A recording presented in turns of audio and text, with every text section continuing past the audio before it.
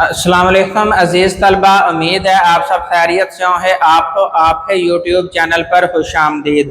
आज से इस वीडियो लेक्चर है अंदर हम posterior lobe of pituitary gland, thyroid gland और पैराथायराइड ग्लैंड को डिटेल से पढ़े हैं।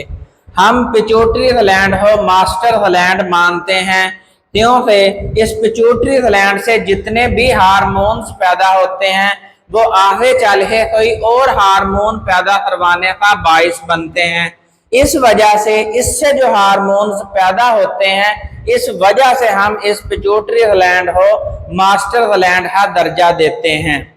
हमने प्रीवियस वीडियो के अंदर एंटीरियर लोब से जो 5 मुख्तलिफ हार्मोन्स पैदा होते हैं उनको डिटेल से पढ़ लिया था। इस वीडियो लेक्चर के अंदर हम posterior lobe of pituitary gland से जो हार्मोन्स पैदा होते हैं उनको डिटेल से पढ़े हैं।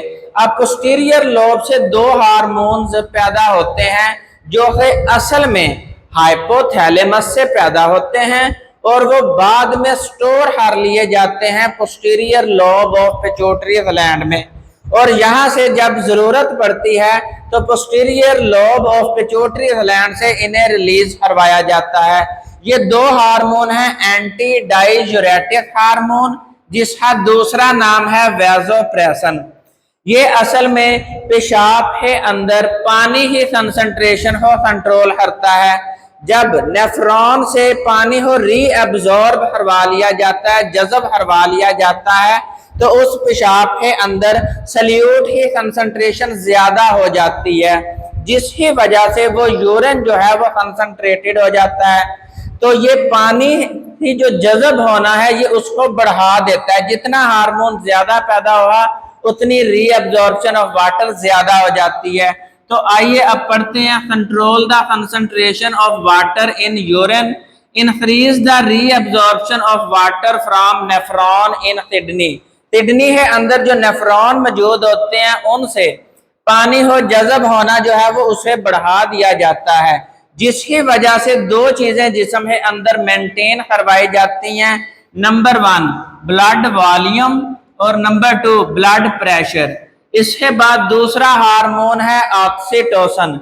ये हार्मोन जो है फीमेल्स के अंदर पैदा होता है। इस ऑक्सीटोसिन हार्मोन से जब बच्चे की पैदाइश होती है तो उस दौरान बच्चादानी के अंदर कंट्रैक्शन होती है, सखड़ाव और फैलाव होता है, जिसकी वजह से एक लहर पैदा होती है और बच्चे की पैदाइश में आसानी होती है। बच्चे को नीचे की तरफ पुश किया जाता है और वेजाइना के जरिए से पैदाइश करवा ली जाती है। तो ये जो कंट्रैक्शन और रिलैक्सेशन है ये ऑक्सीटोसिन के जिम्मे है। नंबर 2 पे जब बच्चे की पैदाइश हो जाती है तो ब्रेस्ट फीडिंग के दौरान जो है वो ऑक्सीटोसिन हार्मोन का लेवल जो है वो हाई हो जाता है और फ्लो ऑफ मिल्क प्रोडक्शन जो है इससे बढ़ा दी जाती है। इसके बाद नंबर 2 ग्लैंड है थायराइड ग्लैंड। सबसे पहले हम इसकी लोकेशन की बात करेंगे। थायराइड ग्लैंड जो है ये lower part of the larynx मौजूद होता है, यानी यहाँ पर लेरेंक्स एंड होता है, वहां से विंड पाइप शुरू होता है। तो जहां पे विंड पाइप शुरू होता है वहां पर इसके 2 लोब्स मौजूद होते हैं, एक दाईं जानब मौजूद होता है और दूसरा बाईं जानब मौजूद होता है।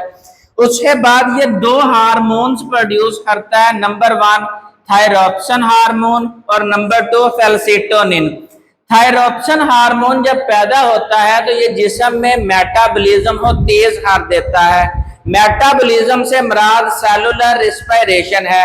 सेलुलर रिस्पायरेशन में ग्लूकोज की ऑक्सीडेशन करवाई जाती है, यानी कि aerobic respiration, glucose plus oxygen ये दोनों आपस में कंबाइन होते हैं, जिसके नतीजे में कार्बन डाइऑक्साइड पैदा होता है। नंबर 2 पे वाटर पैदा होता है और हीट पैदा होती है। इस हीट को हम नाम देते हैं ये मेटाबॉलिक हीट है। अब ये जो थायरोक्सिन हार्मोन है ये असल में उन एंजाइम ही प्रोडक्शन को बढ़ा देता है जो सेलुलर रिस्पायरेशन करवाते हैं। तो यहाँ से हम थ्योरी पढ़ते हैं, thyroxine stimulate the production of enzymes that are involved in glucose oxidation, यानी सेलुलर रिस्पायरेशन को बढ़ा देते हैं। उसके नतीजे में जो हीट पैदा होती है उसे हम नाम देते हैं ये बेसल मेटाबॉलिक हीट है। तो जितनी सेलुलर रेस्पिरेशन ज्यादा होगी उतनी बेसल मेटाबॉलिक हीट में इजाफा होगा। तो इस तरह ये मेटाबॉलिज्म हो तेज कर देता है। इसके बाद हम पढ़ते हैं थायरॉक्सिन हार्मोन ही प्रोडक्शन के लिए आयोडीन एक जरूरी एलिमेंट है। आपकी डाइट में आयोडीन की कंसंट्रेशन जितनी ज्यादा होगी उतना थायरॉक्सिन हार्मोन ज्यादा पैदा होगा, उतना मेटाबॉलिक रेट ज्यादा हो जाएगा। उसके नतीजे में बेसल मेटाबॉलिक हीट जो है उसके कंसंट्रेशन में इजाफा होता है।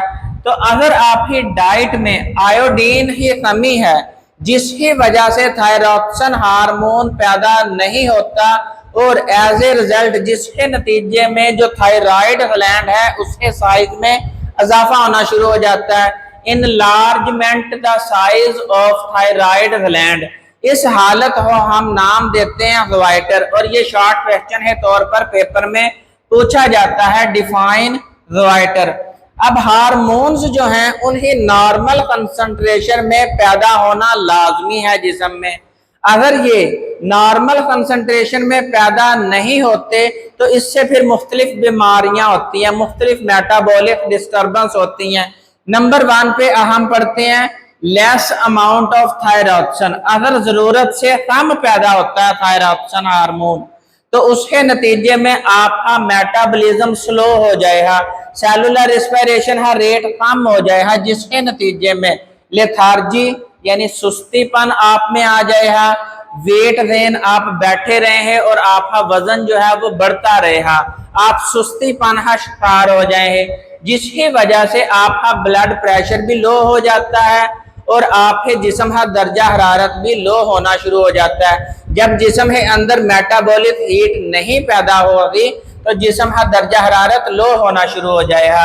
नंबर 2 पे हम पढ़ते हैं अगर जरूरत से ज्यादा थायरॉक्सिन पैदा हो जाता है तो आपका सेलुलर रेस्पिरेशन का रेट भी ज्यादा हो जाएगा, बेसल मेटाबॉलिक हीट भी ज्यादा पैदा होनी शुरू हो जाएगी, जिसके नतीजे में ग्लूकोज की ऑक्सीडेशन ज्यादा होती है। ग्लूकोज जो है वो बॉडी के अंदर रहता ही नहीं है, वो सेलुलर रेस्पिरेशन के नतीजे में ऑक्सीडाइज हो जाता है और हीट पैदा करता है। इसके नतीजे में वेट लॉस होना शुरू हो जाएगा, आपके वजन में कमी आ जाएगी, ब्लड प्रेशर हाई होना शुरू हो जाएगा, हार्ट रेट दिल की धड़कन जो है वो तेज होना शुरू हो जाएगी और जिस्म में जितनी हीट पैदा होगी उतना जिस्म का दर्जा हरारत में इजाफा होता जाएगा। नंबर 2 पे हार्मोन जो पैदा होता है थायराइड ग्लैंड से वो है कैल्सिटोनिन। ये असल में स्टिमुलेट करता है कैल्शियम आयन हो फ्रॉम ब्लड टू बोन्स, यानी आपकी डाइट में जो कैल्शियम मौजूद होती है ये ब्लड से निकाल कर बोन्स है अंदर डिपॉजिट करवाता है। इसे हम बोलते हैं मिनरलाइजेशन ऑफ बोन, यानी बोन है अंदर मिनरल्स डिपॉजिट हो रहे हैं, जिसके नतीजे में बच्चे की हड्डियां जो हैं वो मजबूत होना शुरू हो जाती हैं। तो हड्डियों को मजबूत करने वाला हार्मोन जो है वो कैल्सिटोनिन है, जिसका फंक्शन है stimulate the calcium ion to deposit from blood to bones. अगर आपकी बोन्स है अंदर जितना कैल्शियम आयन डिपॉजिट होता जाएगा उतने बोन टिश्यूज नहीं बनते जाए, हड्डियां मजबूत होती जाएंगी और हड्डियों की ग्रोथ में भी इजाफा होता है। अगर कैल्शियम आयन लो हो जाए तो फिर डीमिनरलाइजेशन शुरू हो जाती है। ये हम अगले ग्लैंड जो पैराथायराइड ग्लैंड है उसमें डिटेल से पढ़े हैं। अब जैसे ही ये कैल्सिटोनिन रिलीज होता है तो ब्लड में कैल्शियम है जो लेवल है वो लो होना शुरू हो जाता है अप टू नॉर्मल लेवल। जहां पर कैल्शियम है लेवल नॉर्मल हो जाता है ब्लड में तो ये डिपॉजिट करवाना बंद कर देता है। ये असल में कैल्शियम मेटाबॉलिज्म का जिम्मेदार है, ब्लड है अंदर कैल्शियम लेवल हो लो करता है। इसके बाद एक अगला ग्लैंड है पैराथायराइड ग्लैंड। ये तादाद है लिहाज से 4 होते हैं, मटर है दाने है साइज है बराबर ये होते हैं और ये थायराइड ग्लैंड ही पिछली जानब 2 पैराथायराइड ग्लैंड यानी 2 मटर है दाने इधर से थायराइड ग्लैंड है अंदर एम्बेडेड होते हैं, धंसे हुए होते हैं और दो जो है वो इस वाले लोब है अंदर धंसे हुए होते हैं पोस्टीरियर साइड से, यानी पिछली जानब से जो है वो थायराइड ग्लैंड है अंदर धंसे हुए होते हैं। तो ये एमसीक्यू में पूछा जाता है पैराथायराइड ग्लैंड है, नंबर बता दें तो ये 4 इन नंबर्स होते हैं। उसके बाद पैराथायराइड ग्लैंड से एक हार्मोन पैदा होता है जो जिसका नाम है पैराथॉर्मोन, और ये पैराथॉर्मोन हार्मोन जो है ये एंटागोनिस्टिक टू कैल्सिटोनिन है। एंटागोनिस्टिक का मतलब है उलट होना, यानी कैल्सिटोनिन जो काम करता है पैराथॉर्मोन हार्मोन उससे उलट काम करता है। अब कैल्सिटोनिन कर रहा था तो कैल्शियम हो डिपॉजिट करवा रहा था ब्लड से बोन्स में, ब्लड से हड्डियों में, इसी तरह ये उसके उलट चलेगा। ये हड्डियों से कैल्शियम हो निकाल है ब्लड है अंदर लाता है, इसे हम बोलते हैं डीमिनरलाइजेशन ऑफ बोन। इससे हड्डियां कमजोर होना शुरू हो जाती हैं। त्यों से होम्योस्टेसिस को मेंटेन करना होता है। ब्लड है अंदर कैल्शियम का लेवल ना तो हाई होने दिया जाता है, अगर हाई हो जाए तो कैल्सिटोनिन आ जाता है, और अगर लो हो जाए तो फिर पैराथॉर्मोन आ जाता है जो कैल्शियम हो हड्डियों से निकाल है ब्लड में लाता है। ब्लड है अंदर कैल्शियम लेवल मेंटेन करना लाजमी है। फिर मिनरलाइजेशन ऑफ बोन करवाई जाए या फिर डीमिनरलाइजेशन ऑफ बोन करवाई जाए। तो calcium from bone to blood, यानी ये हड्डियों से दोबारा ब्लड है अंदर वापस ले आता है। अब इसकी एबनॉर्मेलिटीज पढ़ते हैं। अगर पैराथॉर्मोन हार्मोन जो है वो उसके कंसंट्रेशन हाई हो जाए तो ये तो हड्डियों से सारा कैल्शियम निकाल है ब्लड में ले आएगा, जिसके नतीजे में डीमिनरलाइजेशन हो जाएगी और हड्डियां जो है वो कमजोर होना शुरू हो जाती हैं, और फिर हड्डियों के अंदर भुरभुरापन आ जाता है और हड्डियों के टूटने के चांसेस जो है वो ज्यादा हो जाते हैं। अगर पैराथॉर्मोन हार्मोन जो है वो लो कंसंट्रेशन में पैदा हो जाए तो फिर ब्लड है अंदर कैल्शियम का लेवल नीचे चला जाता है, क्योंकि ये कम पैदा हो रहा है और हड्डियों से कम निकाल है, दोबारा ये ब्लड है अंदर डिपॉजिट करवा रहा है और जिसके नतीजे में ब्लड में कैल्शियम का लेवल लो हो जाता है, जिसकी वजह से मुख्तलिफ सिचुएशंस पैदा होती हैं जिस्म में। नंबर 1 मसल ट्विचेस, आपके मसल जो है वो हर टाइम जो है वो हिलते रहते हैं, हिलने मसल कंट्रैक्शन होती है। नंबर 2 पे क्रैम्प्स, तो आपको चलते चलते जो है वो अचानक मसल्स पे मसल चढ़ जाता है जिसे आप कहते हैं उई फड़ोल पड़ गया, तो वो जो क्रैम्प्स हैं उसका बायस भी जो है वो यही बनते हैं कैल्शियम आयंस। नंबर 3 कन्वल्जन, आपको दौरे पड़ना शुरू हो जाते हैं। तो ये यहाँ पर एक शॉर्ट क्वेश्चन पूछा जाता है, parathormone hormone is antagonistic to calcitonin justify, तो आपने दोनों है फंक्शन बताने हैं और एक दूसरे है ये उलट हैं। इसके अलावा फंक्शन ऑफ एडीएच और ऑक्सीटोसिन थायरोक्सिन हार्मोन जो है वो इम्पोर्टेंट हार्मोन है पेपर है पॉइंट ऑफ व्यू से।